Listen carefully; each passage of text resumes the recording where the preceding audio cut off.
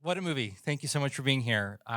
John, I saw you call this story, Wicked, the original Wicked, the American fairy tale. I thought that would be a good place to start. What do you mean by that?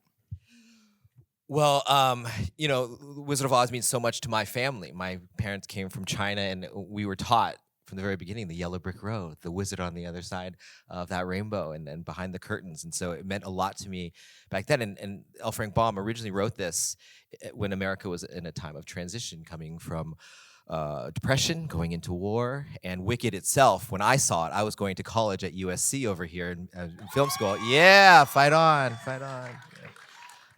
And my mom called me back to come see it, and she had been recovering from chemotherapy that a year prior. She couldn't go out to shows anymore, and she took us all growing up. So she took me and got to see this amazing musical before it went to Broadway, and it affected me very, very deeply. But also, America was in transition at that time from 9/11, about to go into war, and so it has always been about change. And I think what I love about these girls, when I met them, one, they changed my life in the last couple of years, but two, that change is hard no matter what we are going through. And I love that Elphaba brings into this world that it doesn't always have to be happy, and is happiness the goal, but actually expressing yourself and maybe showing a little anger is okay. Maybe fighting with each other is maybe okay, because in the end, we have to hear each other, and in the end, we have to maybe forgive each other and give a little grace, because the only way out is through. So I love that is the American story. That's what we've done it time and time again, and we have more opportunities to do that now, and it's embedded in this story, and it's always been that, for me at least. So, yes, please. When it comes to these two actresses, these are iconic roles that you have to cast here. So walk us through your initial stages of thinking about who to cast for it, and what your initial meetings with these two were like. You can't make this movie without these two ladies. If we didn't, Marc always reminded me, we don't have to make this movie, And so it was the world ready for us to make this movie? And when Cynthia came in, everyone had to audition. Everyone wanted to come in, but everyone had to audition.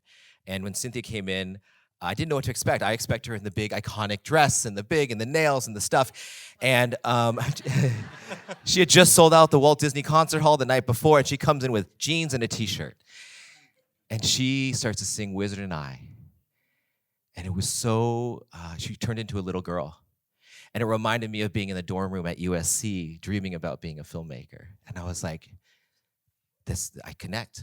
And we looked at each other immediately. We're like, that's it. She has a God-given gift, of course, with her voice that penetrates you, but it was the essence of what she was bringing to these words that we heard so many times. And when Ariana Grande came in, she has a high bar to cross. She already has this image of who she is, and every time we were presented with her, I was like, I don't know, can she do it? Is she ready to release herself of this other image? Is she prepared for that? Is she able to do that? And every time she came in 3-4 times, she was the most interesting person in the room. She embodied Glinda in a way with kindness, with the humor, of course, we know all of this, but she had the complexity of someone discovering themselves. And I felt like I had met Glinda in real life for the first time. And to have the freedom to somebody who's living in this character and not trying to be something else. It wasn't an imitation, it was inspired by that, of course, because it's in her. But to have the freedom to then just be in situations and play, it was the improvisation of being in Glinda. I could put a chair down and say, okay, Glinda, go jump over that. And she would, and you're like, that's the way Glinda would jump over that. I don't even know Glinda, but this is how she would do it. It was amazing to watch. And I remember thinking, I'm discovering this person, even though she's the most famous person in the world. And I can't wait for the world to see that too. I think what you're describing with both, yeah, please.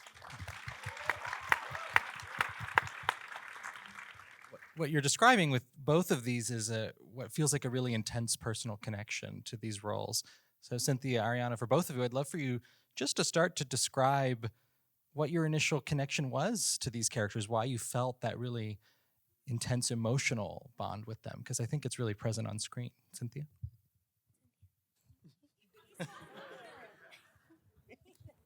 Hi. um, I found that there were really wonderful through lines with Elphaba and myself, sort of initially, and I figured I would just sort of allow myself and the things that I had been through to connect and fuse with them. The very first thing that struck me was that this is a woman who feels like she doesn't belong, is completely misunderstood, and is immediately judged just because of the way she looks. And then you start to dig a little deeper and you find out that there's this strange abandonment that she feels because of her father. And then there's this complicated relationship that she has with her sister.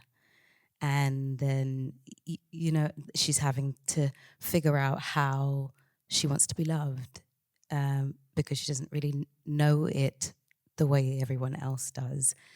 And I think because I understood deeply what it meant to feel like an other, like an odd one out, different. Usually when I walk in the room, I definitely look very different to most. Fabulous. Thank you very much. I mean, come on. Um, Sorry, go on. but in my former years, I wasn't as fabulous. I've had to grow into that. So I knew what it felt like to feel alone in that. And I definitely know what it feels like to have a very rocky relationship with a father. And I know what it feels like to be an older sister, trying to give your younger sister a little bit of room to be. But I also know what it feels like to try to connect with people and maybe sometimes fail and have to figure out how to come back around and deal with that. And I also know how it feels to have to figure out how to forgive and connect. So I think I just wanted to find ways through her and root her in all of that pain and that angst, but also to find the bright moments. So when Jon talks about The Wizard and I've always seen it as a moment of joy, like pure joy and excitement and hope and discovery, because it's one of those rare moments where she gets to be young and hopeful and starry-eyed. And I always liken it to The Sound of Music. When she gets to the top of the hill and she starts spinning around. That's what it feels like to me. So it came naturally, that feeling of like vulnerability and joy. That was always how I'd seen that particular number, because I feel like that's in Elphaba. So I think to have the opportunity to explore all of those things as Cynthia was actually really helpful to me. One person said to me that when I wear the green, I want to be green more than I want to be myself. And strangely, I loved the green that Elphaba is in. I love it. But I think it made me love my skin even more. So every time I took the green off, I could see myself a bit more. Yeah. So that's my little discovery through her. Yeah. It's lovely. Thank you. Ariana? Well, I think with Glinda, some of my favorite things in the whole wide world are comedy and high notes and pink. It was all really there. But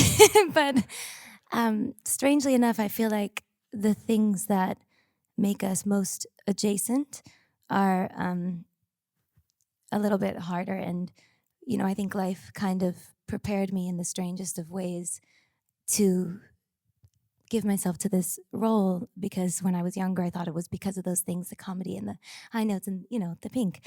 But there's a very specific thing that happens to Glinda that is really strange. And I think, I've seen a fair amount of loss and grief and tragedy, and I've been close to it. And then I've had to be in a similar position to Glinda, where there are the Aussians, let's say, you know, who look to her for hope, you know, and I think she's trying her very best to provide that strength and that goodness for others, when at the same time she's needing that too for herself, to find hope and goodness too.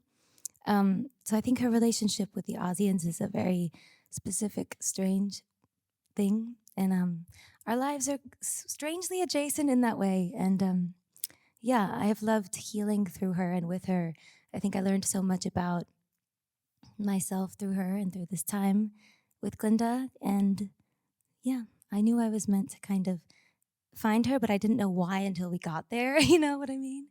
And so it's been a really beautiful journey spending this time with her and with Elphaba and with Cynthia.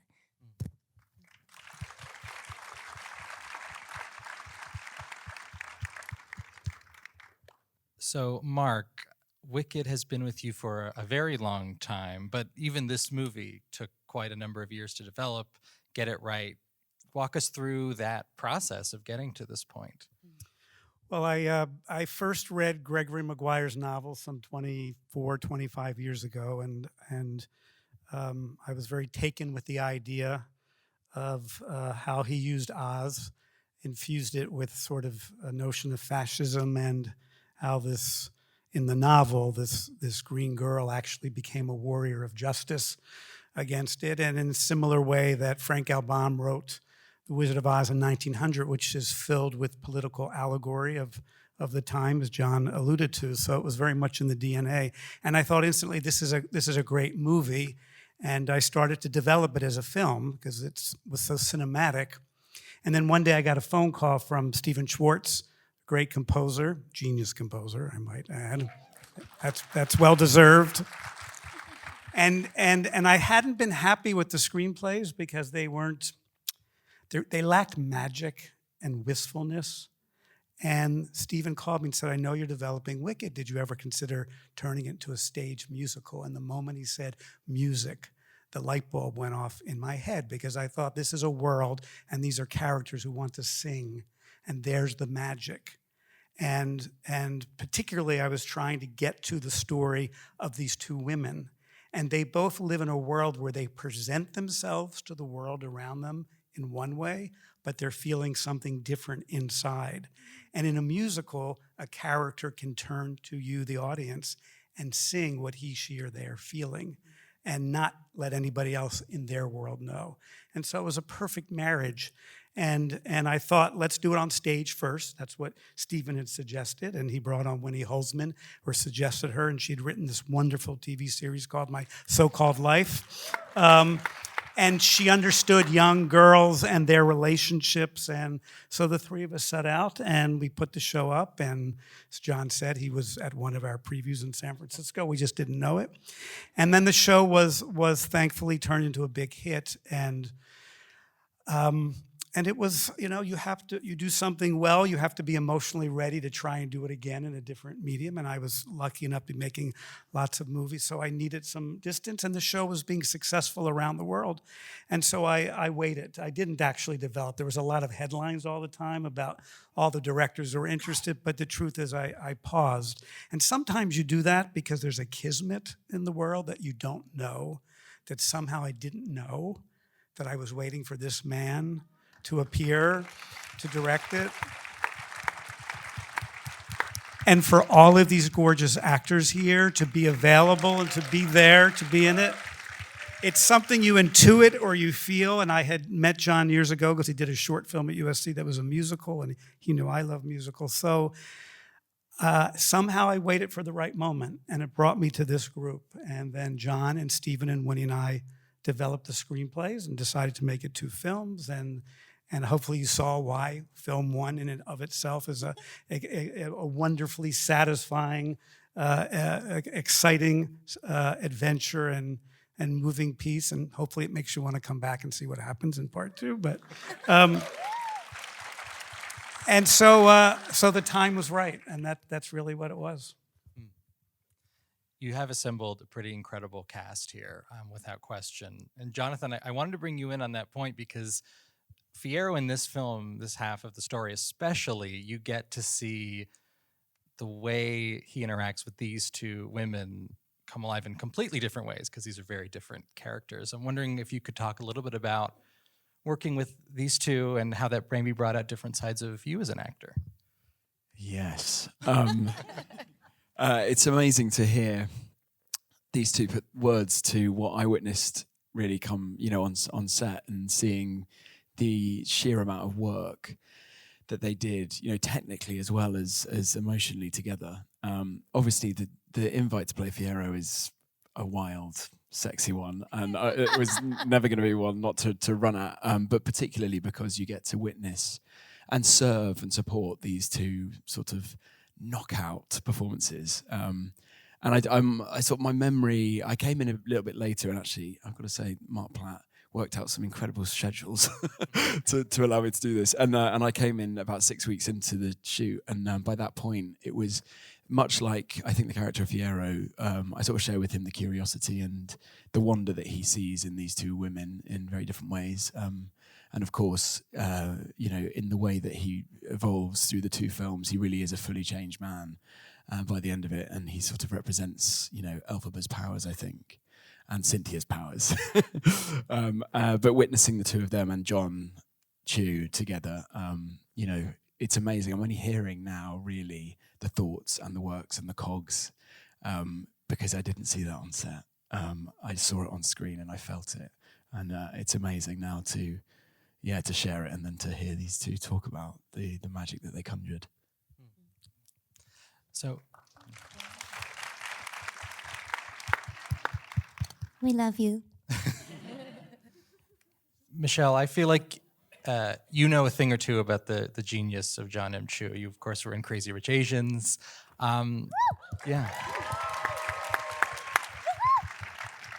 What was it like coming back onto a Jon M Chu set, and especially one as spectacular as this? Hey, everyone. Wow. I remember when Jon called and said, Michelle, would you read the script? I would love for you to be Madame Morrible. I had no idea what Wicked was. I hadn't seen the musical, and I was like, you can throw a phone book at me, Jon, I will say yes. And then I read the script and I got like, Jon, do you know I don't sing? This is a musical. And next thing all I know was I get this video from Jon saying, oh, Michelle, two lovely ladies want to say hello to you. And that was Cynthia and Ariana, who said, Michelle, it's imperative that you join us in London. And we were right.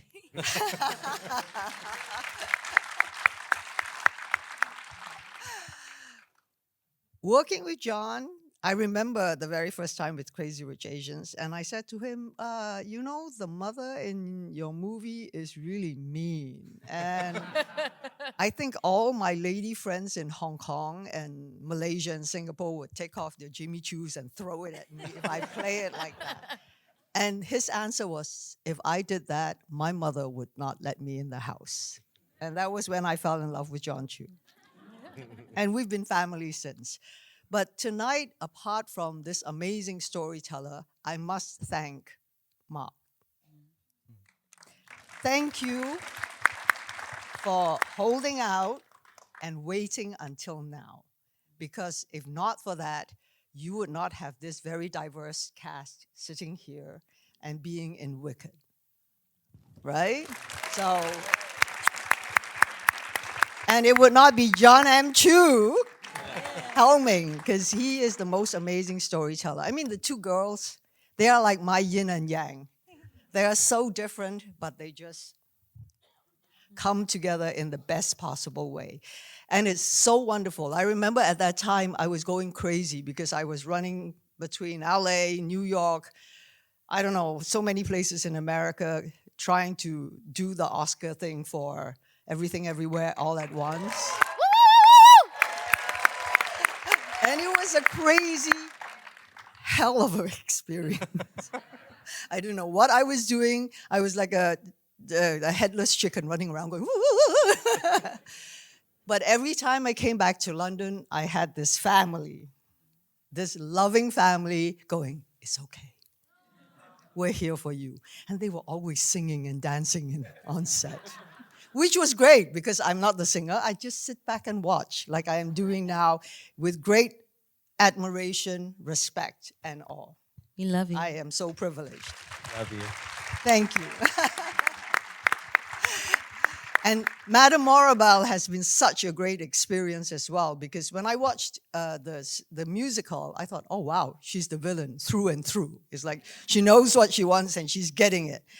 But then Jon and Marc allowed the Madame Morabelle that we have in Wicked to have very different complexities. It's like sometimes, I think we know people who get blinded by their own ambition and their own dreams to forego the people around them, because they want that more than you. So I thought that character had so many levels that it's a good reminder for us not to be blinded by your own selfish needs and your own ambition. So thank you.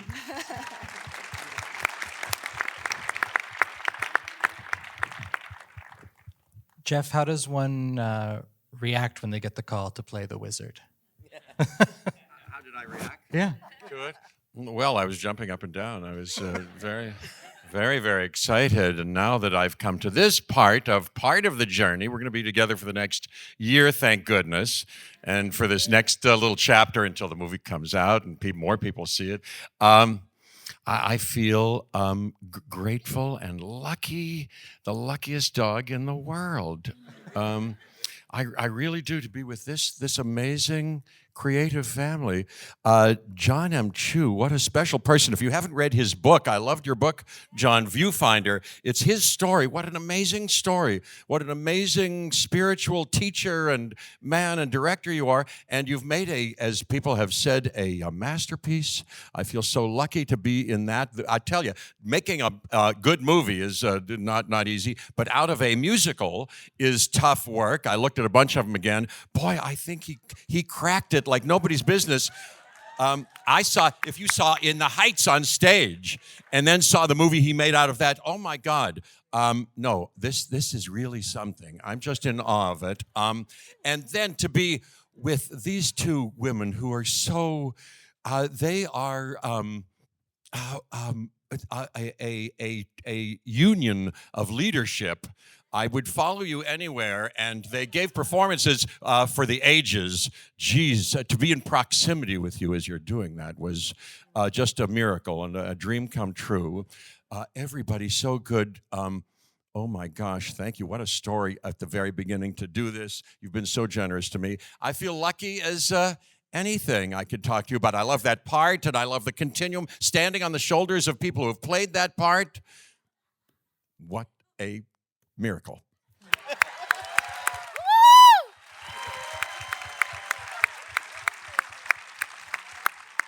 And that's why he got cast as the wizard. No audition tape needed, no.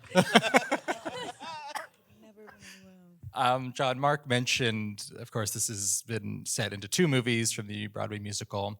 And what struck me watching the film was how complete it felt and how you really fashioned an entire movie around it. What for you is the story of this film in and of itself, getting to Defying Gravity? Well, what an incredible gift to have Defying Gravity as your ending number. I mean, any filmmaker, you're like, okay, great, thank you very much. But when we got into the actual work of it, it's like we didn't want this first movie to feel incomplete. We needed to feel like this is what you needed and wanted for Elphaba from the very beginning.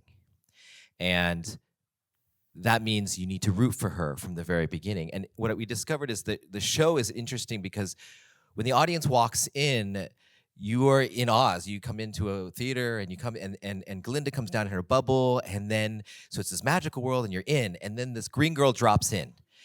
And you're like, what's that green girl doing there? And she's the joke. And what I love about Cynthia is she came in and said, I'm not a joke. She wouldn't just be dressed in a frock. She would dress herself up. She has a self worth to her. She may not know it fully yet, but that's what she would be. And it changed everything for me and how understanding, oh, the movie version of Wicked, actually, the audience is sitting there and you turn off the lights and you turn on the movie and we have to buy into this world. And you're like, oh, they're singing and dancing. Do I buy in? Oh, and she's coming out. Do I buy in? And suddenly, the green girl drops in. And in this version, she's one of us. She's like, I just dropped into a musical? What the fuck is everybody singing about? And I love it when she walks into that dorm room and she looks around and Glinda's playing it perfectly with her. She's just bubbly and doing her hair in the wind. And she's just looking around, she's like, what the hell? And then in Wizard and I, in the moment that everything's quiet, that you see Elphaba and she says, did that really just happen? And she has a melody and she can sing.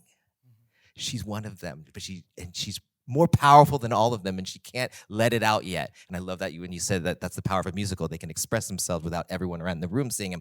And then she gets to go and run out. And to me, that sets the whole tone of the movie. It flips the joke on the whole movie, and it allows us to give room for Elphaba. It allows us to give room for Glinda, because Glinda gets to be more smart, more interesting in how they fit together. And that leads to the next piece. That leads to the going to the wizard, leads to the disillusionment of the wizard. Oh, her dreams are crushed. Allows her to go and jump out a window because she thinks she can fly out of anger, but she's not ready yet.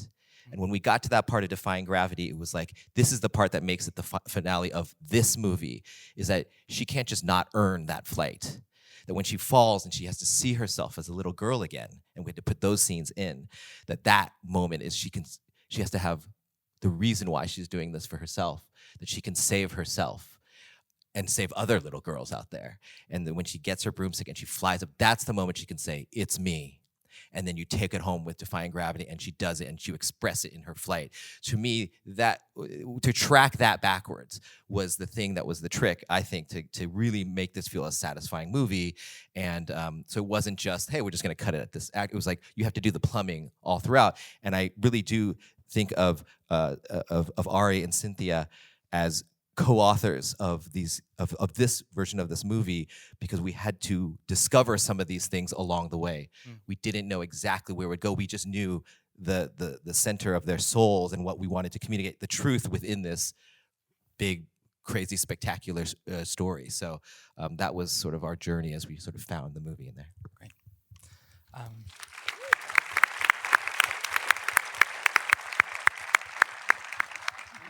I'd love to close by asking our two leads about these incredible musical performances a little bit. And just given what you were saying, Cynthia, to start, can you talk about building in this performance to Defying Gravity and the actual filming of that really incredible number?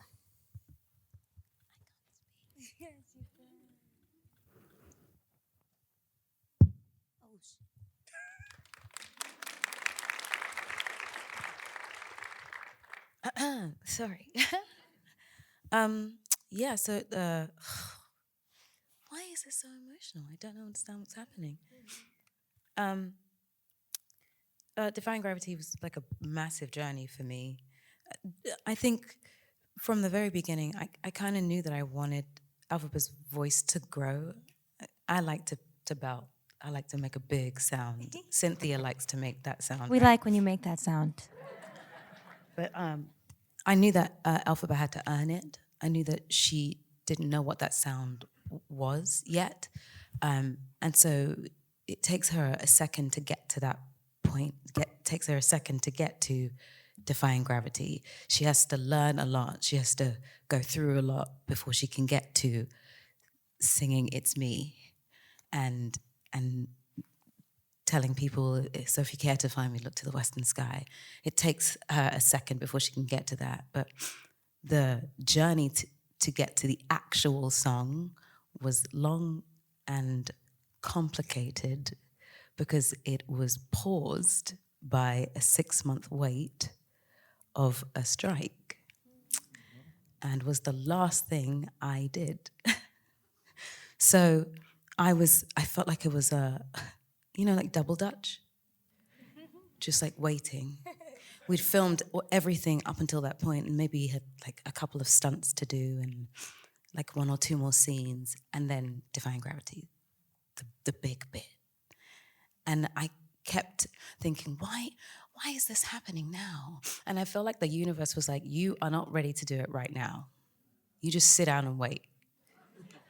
Because we'd worked so hard. We were like to the core. We were at our bones at this point, skin rubbed to the bone.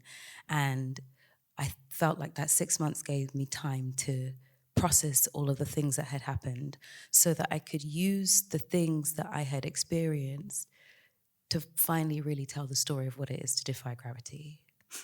So when we got there, I was really ready. And then the universe said, no, you're not. Sit down, have a cold, have a fever. And I was out for a week when we came back. I had to wait again. On my birthday, I got sick.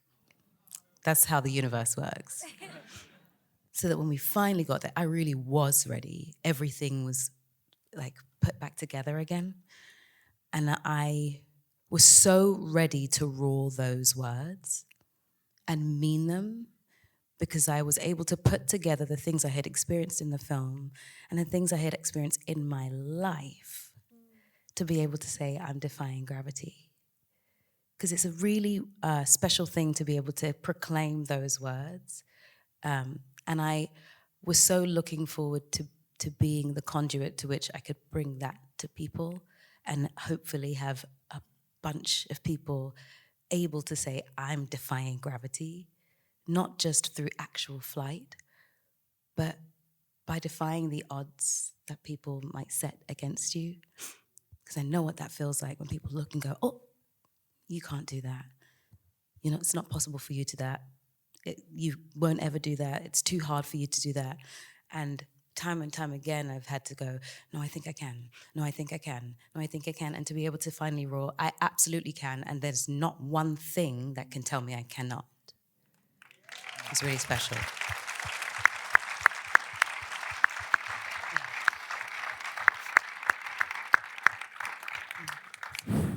Wicked fans put a lot of expectation on Defying Gravity, and as one, I can say you nailed it. Thank you.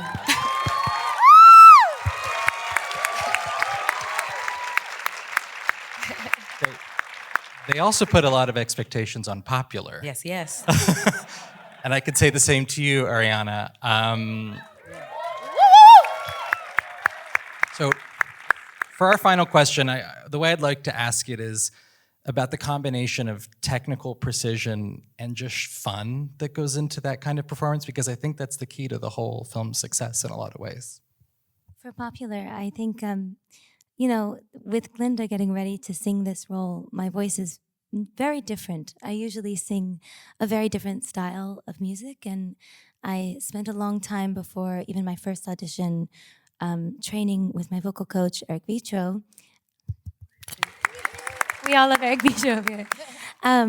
To train the muscles in my throat to sing more classically and for it to sound authentic and for it to really know what it's doing. Because just like any other muscle in the body, you have to train them to, do certain things. So there was a fair bit of technical training, but I think that's also why I'm so grateful for the live component and for the ability to have done this live together, because Jon just allowed so much room for play and improv. And I think that was really the most fun part, was finding these new bits and working with Chris Scott, our choreographer, who's absolutely brilliant, to find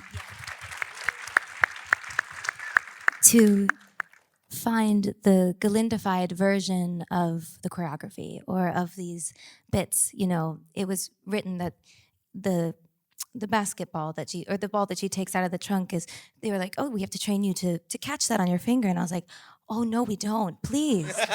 No. She can think it's there. It's not gonna be there. It can't be there. But there was just so much room for that play. And even like with the wand and not catching the wand, there's these little bits that kind of came to life in the room. And each take, we got to try different things. And, Jon was under Glinda's bed, giggling and hissing in the corner. And that was, that was when we knew we were doing something special, and maybe it would make you laugh and smile too. So it was an honor and a privilege to find that balance between honoring the source material and bringing my own ideas and truths to her. And, I thought I loved Glinda because I've been a fan of Wicked since I was 10 years old. But I never knew how much I could love her and how much I needed these women in my life as a real person. I didn't really know until I lived it. Oh, shit.